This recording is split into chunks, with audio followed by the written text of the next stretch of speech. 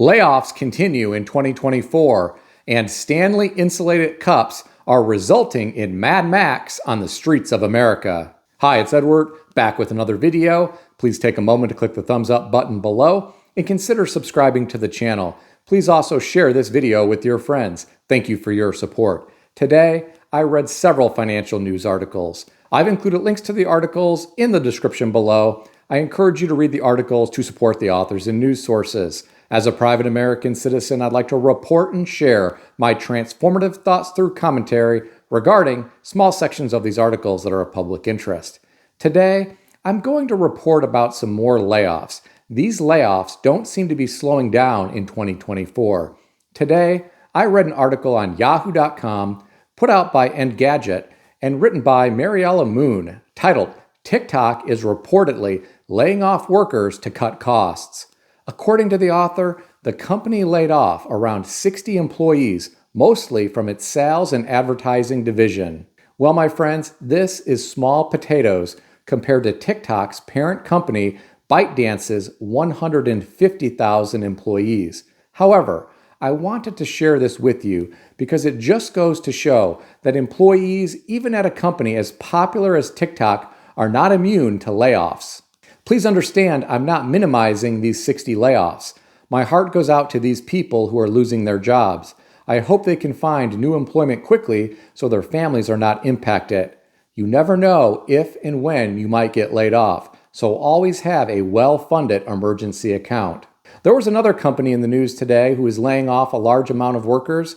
I read an article on Yahoo Finance put out by CNN and written by Oliver Darcy titled, "Los Angeles Times slashes more than 20% of newsroom staff as the paper confronts a financial crisis."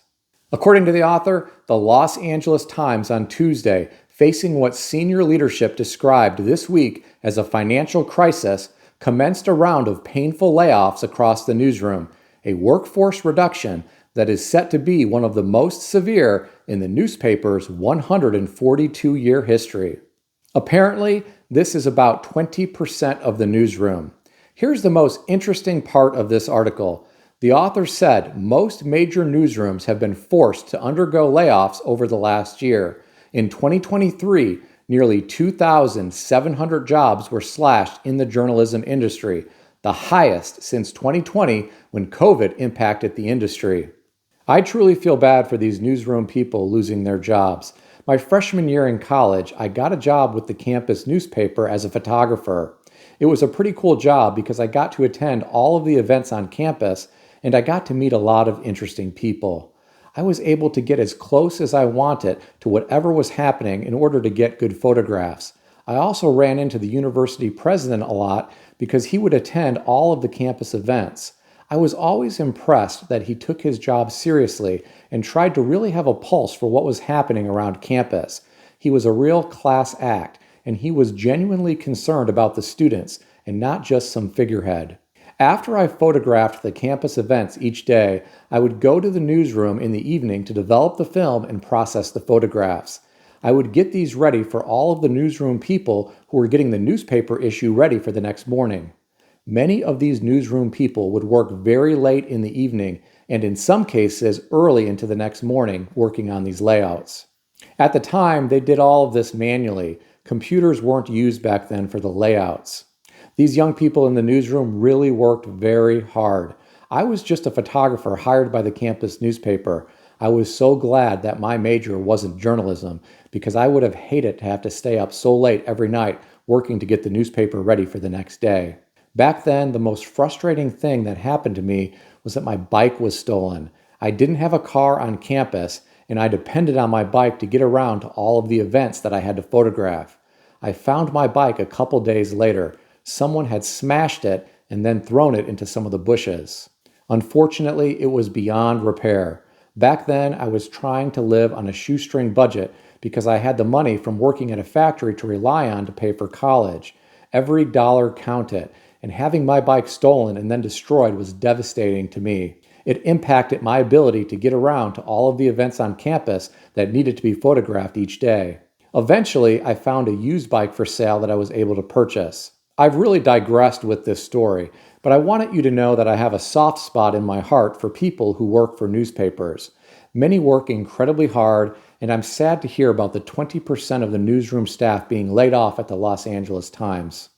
Ford Motor Company is not laying off people right now. Instead, they are offering buyouts. I read an article today on Yahoo Finance, put out by the Detroit Free Press and written by Phoebe Wall-Howard, titled, Ford Begins $50,000 Buyout Offers for Skilled and Production UAW Members. According to the author, UAW represented factory workers at the Ford Motor Company have begun receiving $50,000 buyout offers under the company's 2024 Retirement Incentive Program. The program will provide a gross pre-tax lump sum incentive payment of $50,000 for eligible skilled trade and production employees who retire during 2024. There is no limit to the number of eligible employees who may participate. Well, my friends, I'm going to share my thoughts about this. First, $50,000 is nothing, especially when you consider the tax implications. What is someone really going to take home? He or she might be able to buy a new top-of-the-line zero-turn lawnmower and take a nice vacation, and poof, the money is all gone. If I were one of these employees, I would not be tempted to eat this carrot that is being dangled in front of me. If I was not overly prepared for retirement, I wouldn't even entertain this lump sum incentive. I have another thought that I want to share with you. If it were not for union protection, do you think any of these people would be receiving any type of buyout? Heck no, they wouldn't. Some people demonize unions, but they do protect workers' rights, and their bargaining efforts can do some good. The little man on his own against the big corporation doesn't stand a chance. What do you think? Share your thoughts in the comment section below. So far today, I've talked about layoffs and a buyout. I want to pivot and talk about how Stanley insulated cups are resulting in Mad Max on the streets of America. Now, some of you who watch these videos may be too young to even remember that movie with Mel Gibson. The first Mad Max movie came out in 1979. Even if you've never seen that movie, you can do a search online for the meaning of Mad Max, and you'll find it relates to an anarchic and dystopian world similar to that portrayed in the Mad Max films. Now, this first story isn't quite that extreme, but I'm just getting started, so give me a little rope here.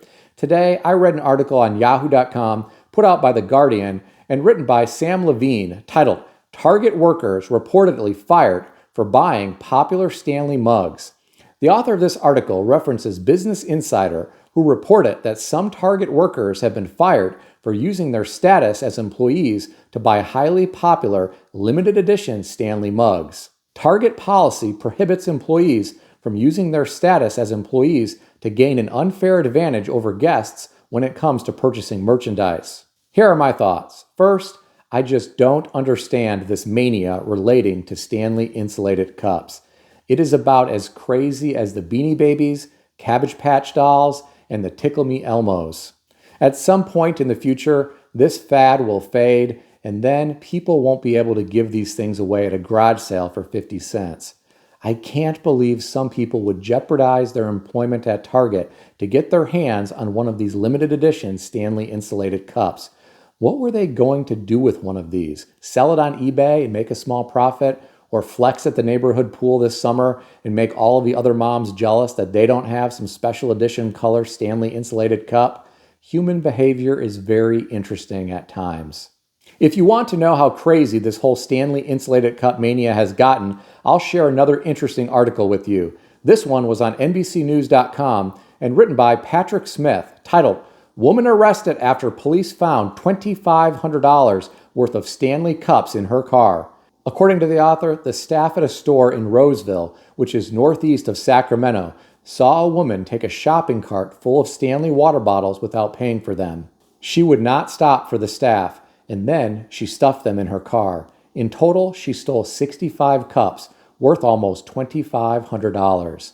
A police officer spotted the suspect vehicle and initiated a traffic stop. No, it wasn't Mel Gibson driving a 1973 Ford XB GT Falcon Pursuit Special like in the movie Mad Max. It was just some police officer, probably in a normal police car. Well, It is California, so maybe it was an all-electric police car. Anyway, the woman was 23 years old, and here's the best part. The police said, and I'll quote, "While Stanley quenchers are all the rage, we strongly advise against turning to crime to fulfill your hydration habits." Here are my thoughts. It's great that the police department has a sense of humor. I wonder if the staff at the store were trained not to intervene when a crime is occurring. A friend of mine worked as a mall cop years ago, and he told me that he was not even allowed to stop someone who was committing a crime. He could tell the person to stop, but that was it. He had to wait for the local police to arrive to stop the criminal. He said most of the time the criminal would get away before the local police arrived. Do you think this would have happened in the Wild West back in the 1800s? Heck no, it wouldn't. The shop owner would have pulled out his Colt revolver. Here's an interesting bit of information. The Colt Patterson revolver was invented by Samuel Colt in 1831 and patented in 1836. Back in the Wild West, this 23-year-old woman wouldn't have made it very far. She may not have even made it through the shopkeeper's doorway. Justice in the Wild West back in the 1800s was probably more effective than today in some ways. Understand, I'm not condoning gun violence or any violence for that matter. I'm simply sharing with you what probably would have happened back in the 1800s in the Wild West. When I was a kid, my parents took me to visit Old Tucson in Arizona. This was a pretty cool old town with a train that you could ride that got robbed by stuntmen. They also had an old western town magician and shootouts on the main street between stuntmen firing blanks. I'll share some pictures of me at Old Tucson from about 40 years ago. There were a lot of TV show episodes and movies filmed at Old Tucson. I'll share a few examples with you.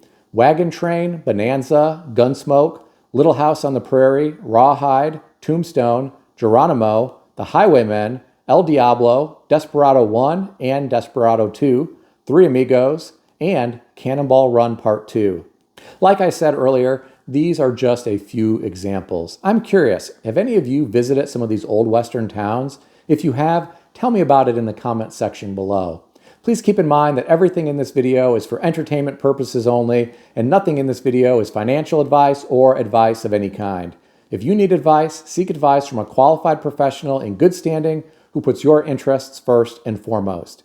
If you enjoyed this video, consider subscribing to the channel. Please also consider sharing this video with your friends.